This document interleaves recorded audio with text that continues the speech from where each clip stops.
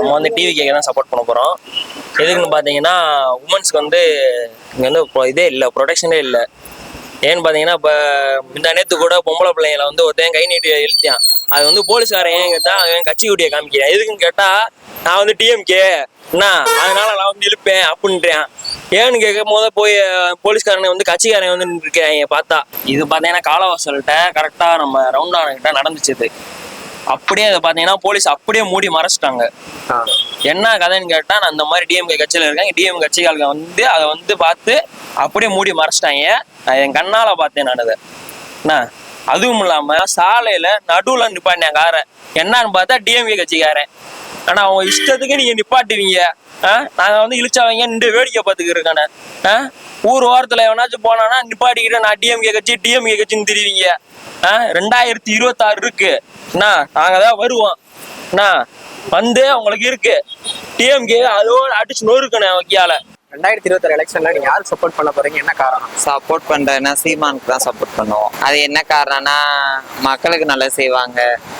எதுவும் ஒரு நல்ல இருக்கிற அவசரம்னா எங்களை மாதிரி திருநங்கைகளுக்கு ஹெல்ப் பண்ணுவாங்க.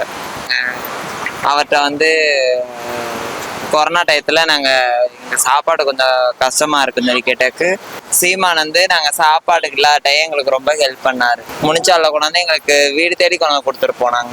2026 டிஎம்கேக்கு தான் சப்போர்ட் பண்ணுறான்னு இருக்கேன். டிஎம்கேல வந்து ஒரு சமூக நீதியை வந்து கடைசி வரைக்கும் கட்டி காப்பாற்றுறாங்க. அதனால டிஎம்கேக்கு தான் சப்போர்ட்டு. என்னோட சப்போர்ட் வந்து டிஎம்கேக்கு தான் எப்பயுமே. ஆளுநர் வேணான்னு சொல்கிறாங்கன்னா இன்னைக்கு வரைக்கும் அதில் ஸ்ட்ராங்காக இருக்காங்க.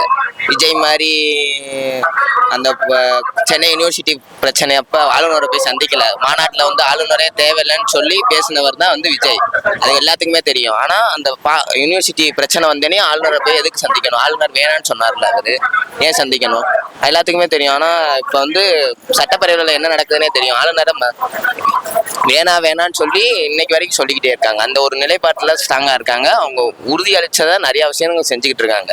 கூட்டணி கட்சிகளுக்கும் சரி எல்லாத்துக்குமே சரி எல்லா விஷயம் கரெக்டாக செஞ்சுக்கிட்டு இருக்காங்க. இப்போ நான் அந்த யூனிவர்சிட்டி பாலியல் வழக்கில் வந்து 5 மாசத்துல நீதியும் பெற்று கொடுத்துருக்காங்க. அவன் விஜய் சப்போர்ட் பண்ணலாம்னு இருக்கான். அது வந்து நல்லா இருக்குன்னு பாக்குறான். கொஞ்சம் புதுசா வராரு, என்ன பண்றான்னு பாக்கலாம். சரி, தமிழ்நாட்டு மக்களுக்காக என்னை பொறுத்தவரை அவர் வந்து நல்லதுன்னு நினைக்கிறேன். எனக்கு இதுக்கு முன்னாடி வந்து யாருமே வந்து ஒயின் ஷாப்பை இந்த மாதிரி எதுவும் பண்ணல. 1000 வீட்டுக்கு கொடுத்தாங்க, அது ஒயின் ஷாப்புக்கு போயிடுது.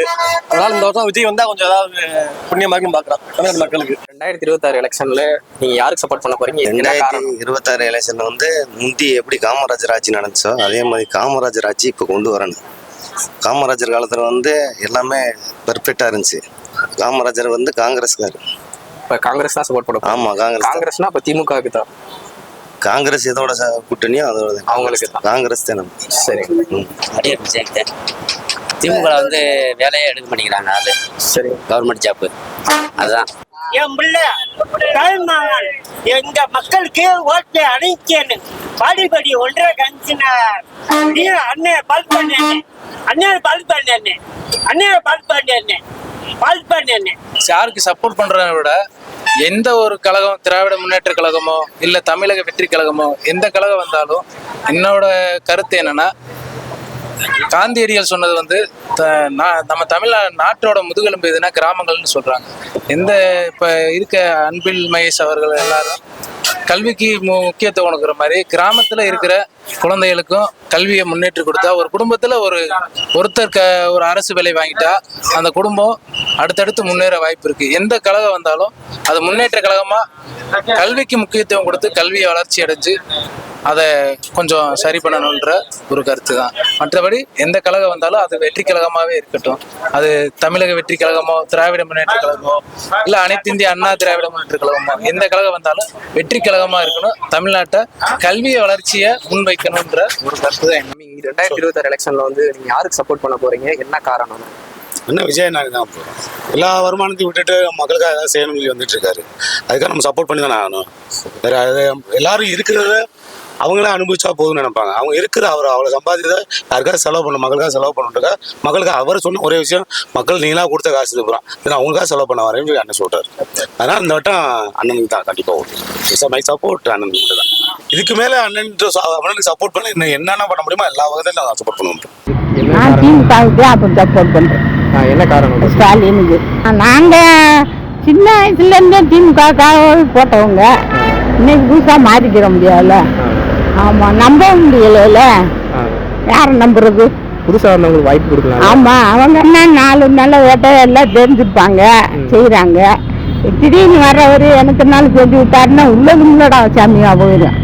அவங்க காலங்காலமா பேசி வராங்க, காலங்காலமா செஞ்சுட்டு வரவங்களை போய் இன்னைக்கு திடீர்னு நம்ம புதுசா இதுல ஒரு கருத்தை தெரிவிக்கிறேன். நான் வேறுனா எங்கள் ஊரில் ஒருத்தர் ஒரு பணக்காரர், பெரிய பணக்காரர். அந்த பணக்காரர் ஒருத்தர் வந்து பொண்ணு கேட்குறாரு. அப்போ அவர் திடீர்னு பணக்காரர் ஆனவர். பொண்ணு கேட்குறவர் திடீர்னு பணக்காரன்.